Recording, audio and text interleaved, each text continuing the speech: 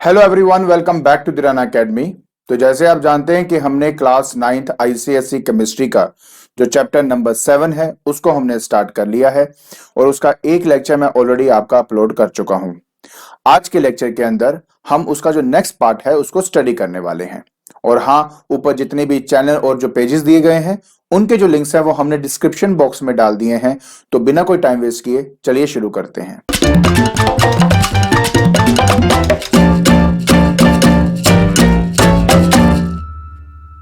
देखिए बेटा, आज का जो हमारा टॉपिक है वो है मॉलिक्यूलर मोशन के बारे में। एक बहुत ही इंटरेस्टिंग टॉपिक है।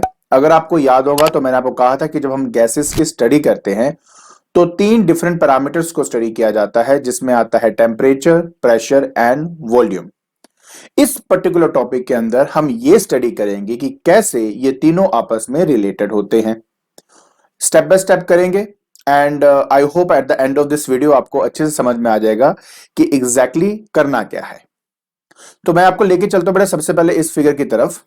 इस फिगर के अंदर आप देख सकते हो कि यहां पर गैस के मॉलिक्यूल्स हैं और वो सारे गैस के मॉलिक्यूल्स आपके रैंडमली मूव कर रहे हैं in all of the direction. अगर आपको याद हो, लास्ट लेक्चर के अंदर मैंने एक काइनेटिक थ्योरी के बारे में बात करी थी, तो चलिए पहले उसको भी देख ले। तो बेटा, काइनेटिक थ्योरी या काइनेटिक मॉडल के अकॉर्डिंगली ये कहा जाता है कि कोई भी पार्टिकल है या कोई भी मॉलिक्यूल है, गैस के बारे में स्पेशली, वो रैंडमली मूव करते हैं in all of the direction.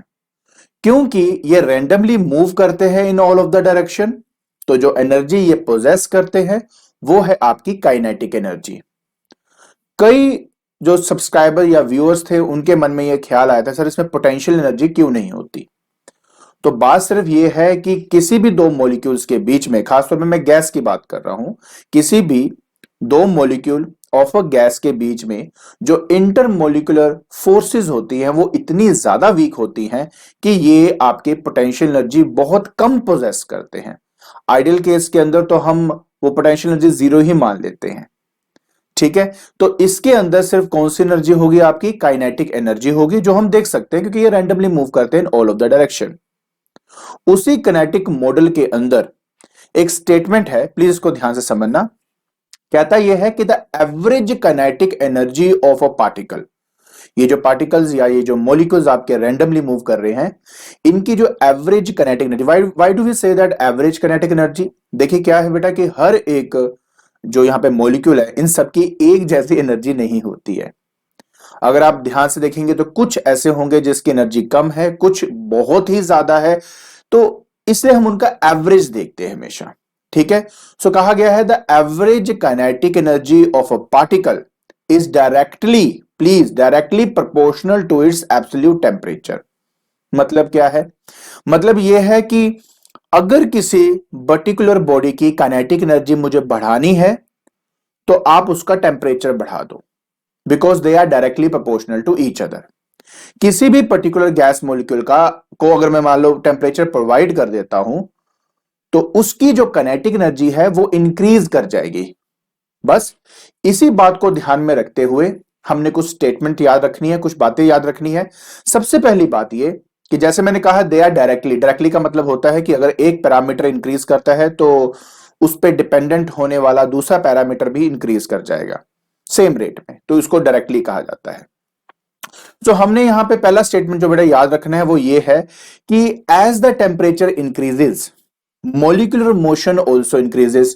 मतलब ये कि यार जिस तरह तुम टेम्परेचर को बढ़ाते जाओगे, जो मेरे मॉलिक्यूल्स है उनकी जो काइनेटिक एनर्जी है वो भी बढ़ जाएगी और उनका मोशन भी तेज हो जाएगा। दूसरी बात, वाइस वर्सा हम ये भी कह सकते हैं कि अगर टेम्परेचर को डिक्रीज किया जाएगा तो जो उसका मॉलिक्यूलर मोशन है वो भी डिक्रीज कर जाएगा, क्योंकि बेटा जैसे आप डिक्रीज करोगे काइनेटिक एनर्जी कम हो जाएगी, काइनेटिक एनर्जी कम हो जाएगी तो इसका मोशन भी कम हो जाएगा। ये 2 पॉइंट क्लियर हो गए होंगे। तो बेटा इसका मतलब क्या, मैं ये भी कह सकता हूं कि अगर मैं टेम्परेचर को कम करता जाऊं, कम करता जाऊं, कम करता जाऊं, तो एक ऐसा पॉइंट पक्का आएगा जहां पर काइनेटिक की वैल्यू 0 हो जाएगी। मतलब क्या कि कोई भी गैस का मॉलिक्यूल आपका मूव ही नहीं करेगा। यस, ऐसा होता है, चाहे आइडियली हम माने, बट अगर मैं थ्योरी के हिसाब से चलूं तो यह हो सकता है। तो इसलिए हमने कहा कि when the temperature is 0 molecular motion ceases, ceases का मतलब होता है रुक जाना। टेम्परेचर बढ़ाने से मोशन बढ़ा, टेम्परेचर कम करने से मोशन कम हुआ, तो इसका मतलब जब टेम्परेचर जीरो ही हो जाएगा तो मॉलिक्यूलर मोशन आपका सीज हो जाएगा ना। इसी बात को ध्यान में रखते हुए प्लीज बात को समझना, which is very very important. इसी बात को ध्यान में रखते हुए हमने एक स्केल को इंट्रोड्यूस किया जिसका नाम था केल्विन स्केल।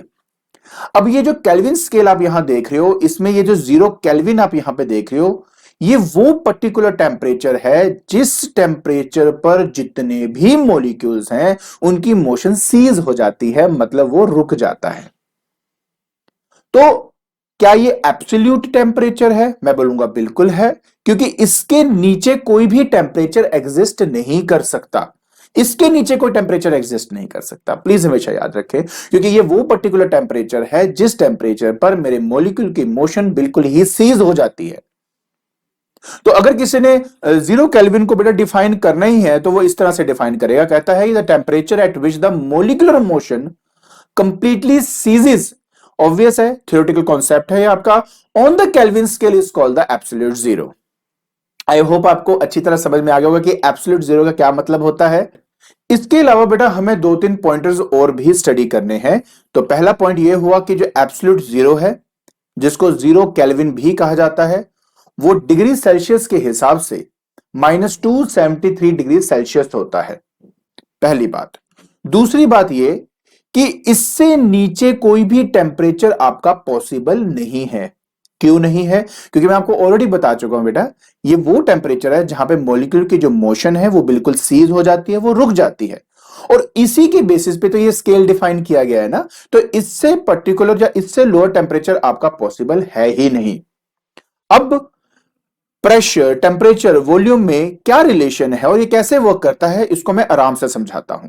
सो देखिए बेटा, अब हम जो है स्टडी करने वाले हैं कि किस तरह से आपका जो टेम्परेचर है या आपका वॉल्यूम है, जो प्रेशर है, वो आपस में रिलेटेड होता है। देखिए बेटा, मान लीजिए कि मेरे पास यहां पर एक कंटेनर है। So this one is a container. इस कंटेनर के अंदर क्या है? गैस के मॉलिक्यूल्स हैं आपके। ठीक है, ये क्या है? आपके गैस के मॉलिक्यूल्स। और इसके ऊपर मैंने लगा दिया एक पिस्टन। जो बताइए, ये पिस्टन का बेसिकली मतलब क्या होता है? जैसे आपके पास बाजार में आपको सिरिंज लेके जाते हो, तो सिरिंज के पीछे का जो हैंडल होता है ना, जिससे आप प्रेस करते हो, उसको पिस्टन कहा जाता है आपका। तो मैंने क्या किया कि इसके अंदर हमारे गैस के मॉलिक्यूल्स डाल दिए। अब आप अच्छी तरह जानते हो बेटा, ये सारे के सारे जो गैस के मॉलिक्यूल्स हैं, ये रैंडमली मूव करते हैं in all of the direction. ठीक है, जब ये रैंडमली मूव करते हैं in all of the direction, तो यहां पे दो चीजें होती हैं। सबसे पहली बात यहां पे ये होती है कि ये एक दूसरे के साथ कोलाइड करेंगे। ठीक है, they collide with each other, and at the same time ये स्ट्राइक करते हैं to the walls of the container. मतलब ये कि ये आपस में भी कोलाइड करेंगे और साथ ही साथ ये जो कंटेनर के वॉल्स है ना, उसके साथ भी ये आपका कोलाइड करता है। अब एक मॉलिक्यूल की बात करूं तो ऑब्वियस है कि ये जो अमाउंट ऑफ फोर्स एक्सर्ट कर रहे हैं on the walls of the container, वो बहुत ही कम है। इतना कम कि अगर उसको मेजर भी ना करो तो चल जाएगा। लेकिन यहां पे एक मॉलिक्यूल तो नहीं होता, यहां पे बहुत सारे मॉलिक्यूल्स होते हैं। और जब बहुत सारे मॉलिक्यूल्स ये जो दीवार है कंटेनर की, इसके साथ जाके टकराते हैं, तो क्या एक्सर्ट करेंगे? प्रेशर।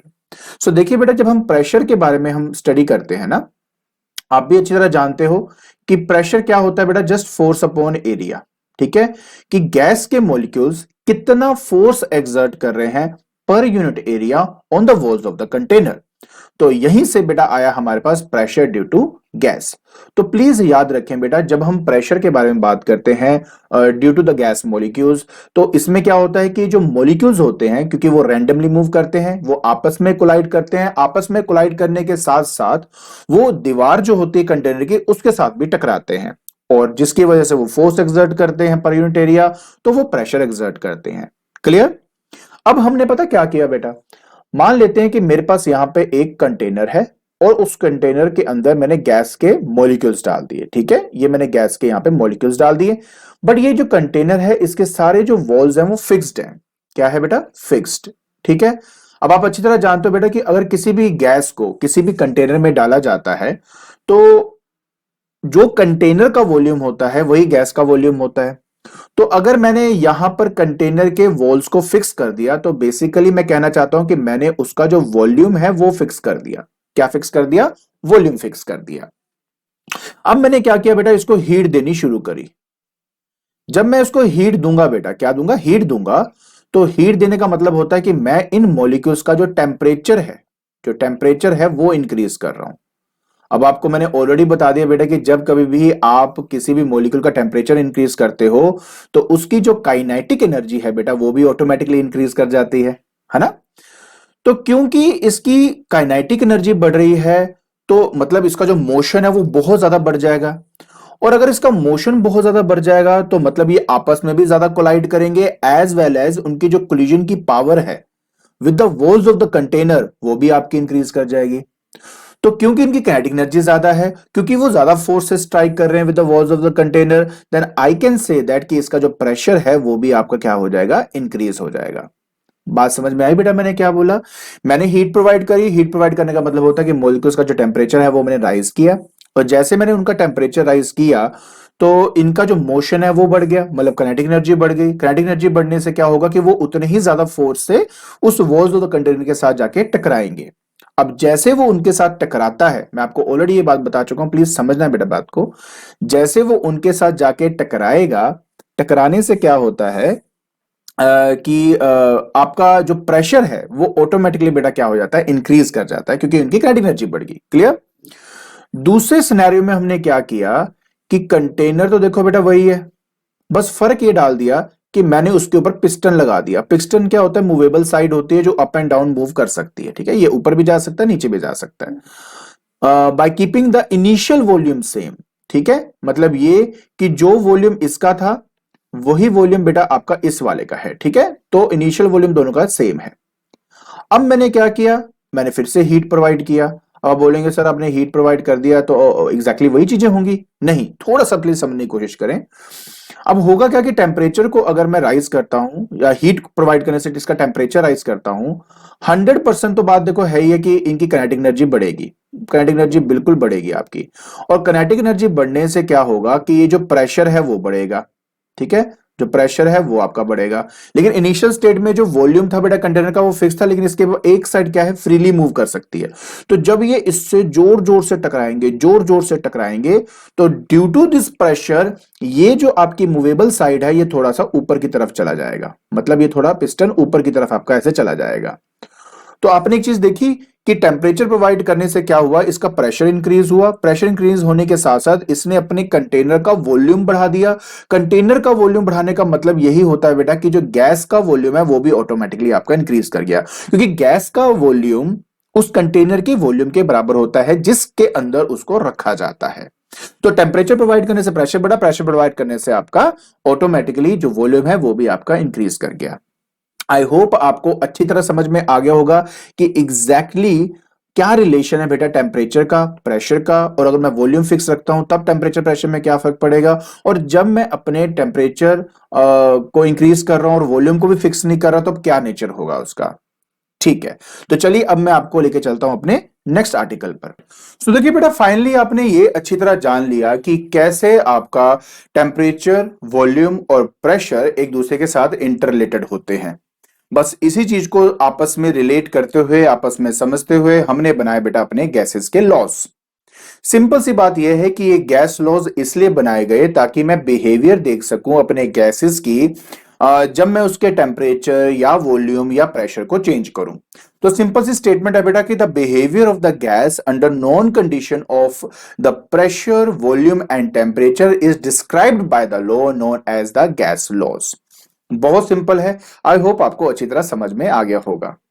इसके अलावा बेटा अब हमने जो स्टडी करना है कि कैसे ये एक दूसरे पे डिपेंडेंट होते हैं। देखिए हमने तीन तरह के वेरिएबल ही स्टडी किए हैं और वही हमने करने हैं throughout the whole chapter. जैसे पहले बेटा हमारे पास वॉल्यूम आता है, प्रेशर आता है और हमारा टेम्परेचर आता है।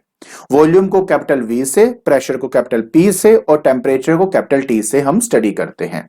अब हमने क्या करना है बेटा, इन तीनों को पहले इंडिविजुअली स्टडी करेंगे कि वॉल्यूम क्या मतलब क्या है, उनके यूनिट्स क्या हैं, प्रेशर में उसका क्या यूनिट्स हैं और टेम्परेचर में बेटा उसके क्या यूनिट्स हैं, और उसके बाद बेटा हमारा ये पार्ट यहीं पे खत्म हो जाएगा।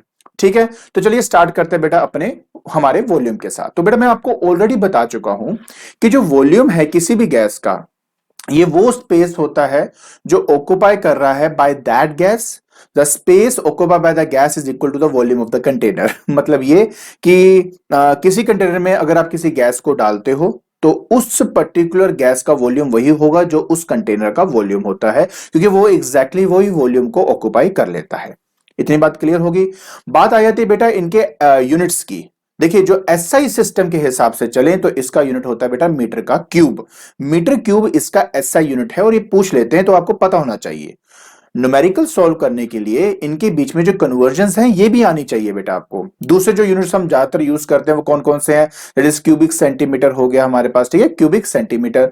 फिर हो गया मेरे पास मिलीमीटर, क्यूबिक डेसीमीटर, लीटर। ये बेटा सब चीजें आपको पता होनी चाहिए, उनके सिंबल से आपको पहचान हो जानी चाहिए कि एग्जैक्टली क्या पूछा गया है। क्लियर? अब हम ये देखेंगे बेटा यहां पर कि इनके बीच में रिलेशन क्या है। जैसे कि 1 मीटर क्यूब की बात करूं तो वो हमारा बराबर होता है 1000 डेसीमीटर क्यूब के। डेसीमीटर क्यूब के बराबर होता है।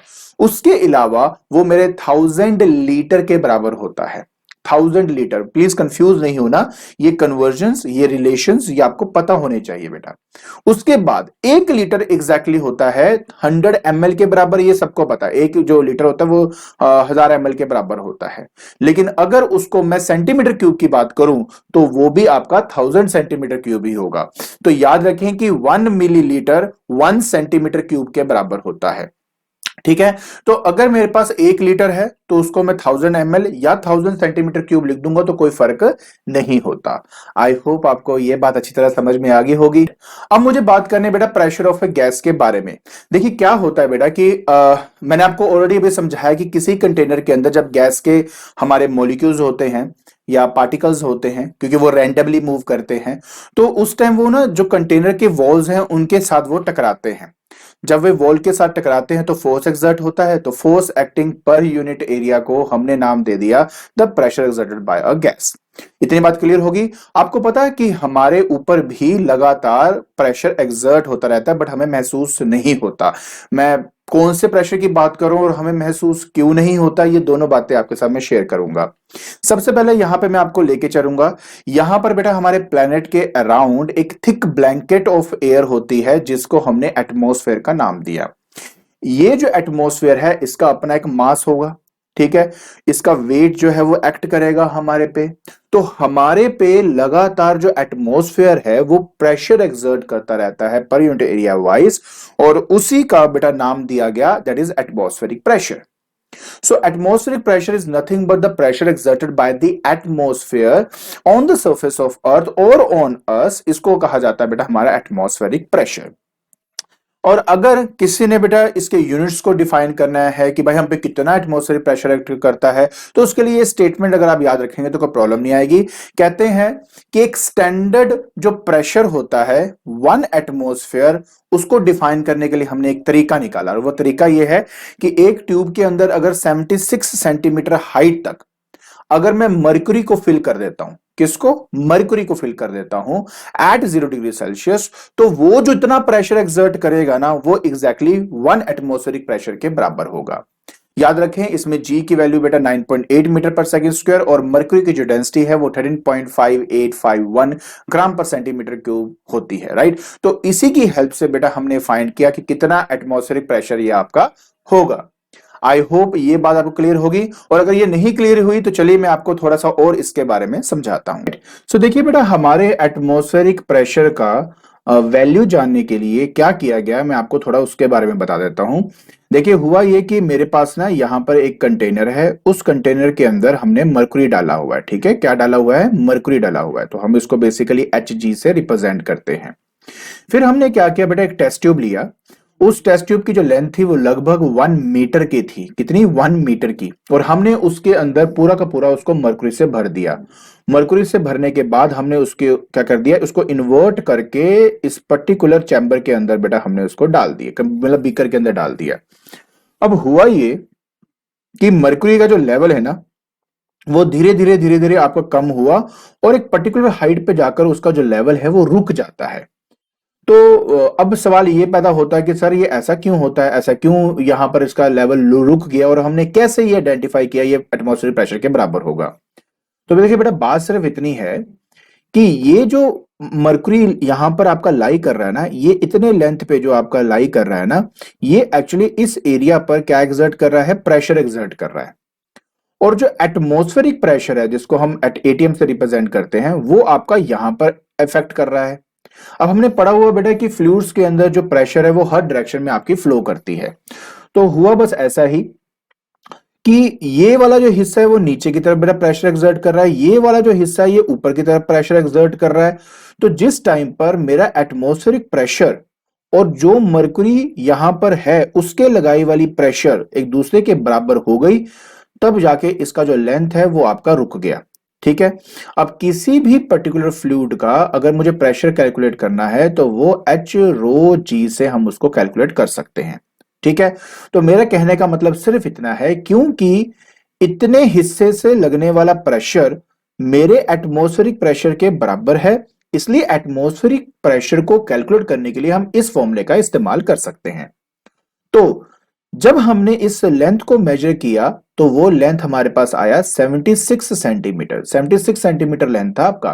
बाकी मैं आपको ऑलरेडी बता चुका हूं कि ये देखिए कि मेरा जो डेंसिटी था वो मेरा 13.5 था, जी की वैल्यू 9.8 ली गई।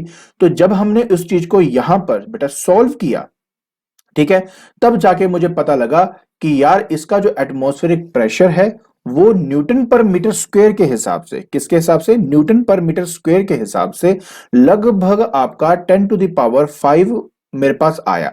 अब आप कहेंगे न्यूटन पर मीटर स्क्वायर के हिसाब से तो 10 की पावर 5 हमारा आ रहा है, तो न्यूटन पर मीटर स्क्वायर को ही बेटा हमने पास्कल का नाम दिया गया था। बाकी आगे जाके मैं आपको यूनिट्स बताने वाला हूं, वहां पे और अच्छे से डिफाइन कर दूंगा। तो बस बेटा यही कहानी है कि हमें पता लगा कि हमारा 180 m basically 10 to the power 5, वैसे 1.01 इंटू 10 टू द पावर 5 होता है, जस्ट मैं अप्रोक्सीमेटली लिख रहा हूं वैल्यू, पास्कल के बराबर होता है। तो क्लियर हुआ।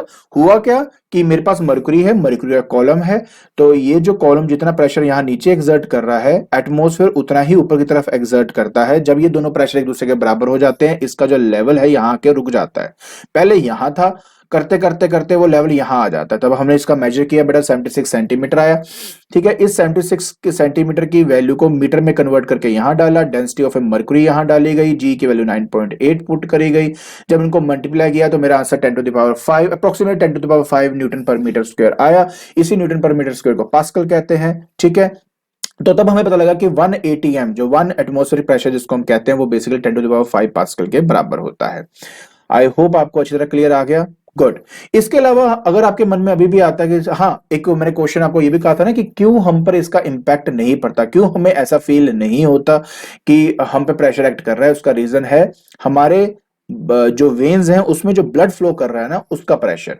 क्या है ना यार कि हमारे अंदर जो जो ब्लड है वो लगातार फ्लो करता है in one particular direction, right, वो सब के सब फ्लो कर रहा है, बट साथ ही साथ बेटा वो बाहर की तरफ प्रेशर भी एक्सर्ट करता है।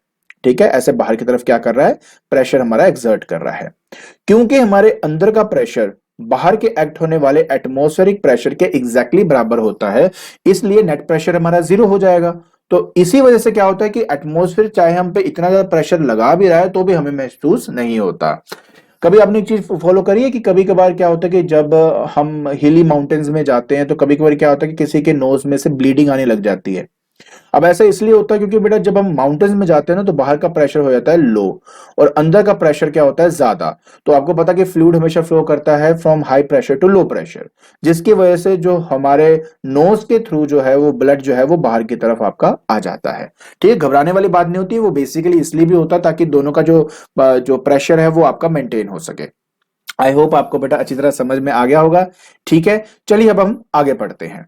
सो देखिए बेटा, आपने ऑलरेडी अच्छी तरह से अब जान लिया होगा कि कैसे हमने 180 m, जैसे कि एटमॉस्फेरिक प्रेशर जिसको हम कहते हैं, उसको हमने मेजर किया और साथ ही साथ ये जाना कि हम पर उसका इंपैक्ट क्यों नहीं होता।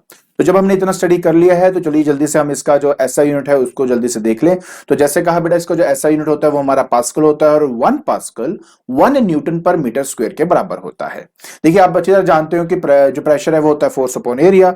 फोर्स का जो एसआई यूनिट है वो होता है हमारा न्यूटन और हमारे जो एरिया है उसका हो गया मीटर का स्क्वायर।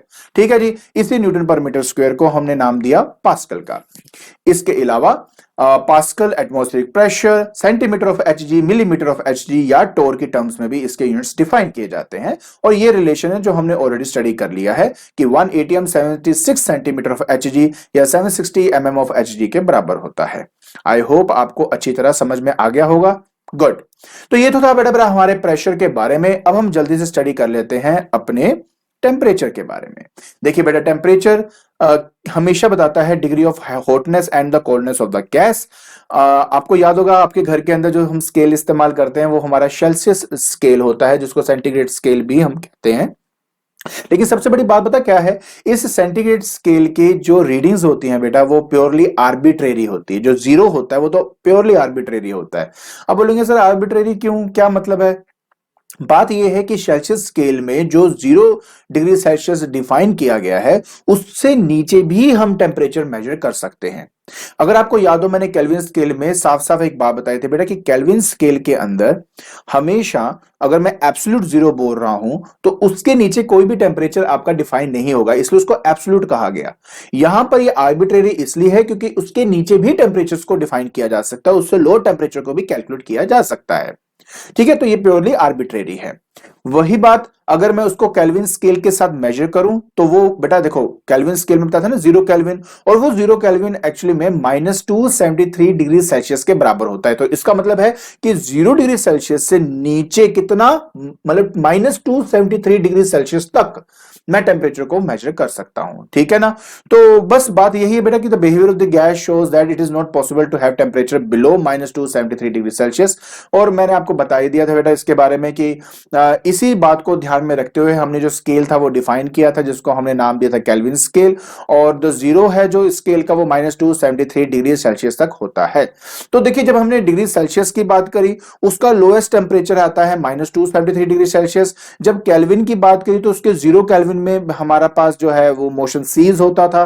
ठीक है, तो जब हम इन दोनों को इक्वेट तो फिर कर ही सकते हैं, मतलब ये कि 0 ऑफ द केल्विन में भी मोशन सीज होता है, -273 डिग्री सेल्सियस में भी मोशन आपका सीज हो जाता है। तो दोनों को इक्वेट किया तो हमने कहा भाई 0 केल्विन एक्चुअली में -273 डिग्री सेल्सियस के बराबर होगा। इसके अलावा अब हमने बेटा जो याद करना है वो है रिलेशन कि केल्विन को डिग्री सेल्सियस में या डिग्री सेल्सियस को केल्विन में कन्वर्ट करना है। तो कैसे किया जाएगा? तो ये वो तरीका है कि केल्विन को अगर मुझे फाइंड करना है तो डिग्री सेल्सियस की वैल्यूज के अंदर 273 को ऐड कर दो, ऑटोमेटिकली मेरा केल्विन बन जाएगा। या केल्विन के अंदर 273 को माइनस कर दो तो मेरा डिग्री सेल्सियस बन जाएगा। आई होप आपको आज का लेक्चर अच्छी तरह समझ में आ गया होगा। ठीक है, तो देखिए बेटा आज के लेक्चर के अंदर हमने स्टडी किया मॉलिक्यूलर मोशन के बारे में। हमने ये जाना कि कैसे आपका टेम्परेचर, प्रेशर, वॉल्यूम आपस में रिलेट होता है, और थोड़ा बहुत हमने उसके बारे में और गहराई से जाना कि प्रेशर, वॉल्यूम, टेम्परेचर का मतलब क्या है और उसके यूनिट्स क्या हैं। और अगर आपको मेरी वीडियो पसंद आ रही है तो please like it, share it and subscribe it. आज के लिए बस इतना ही। Thank you so much.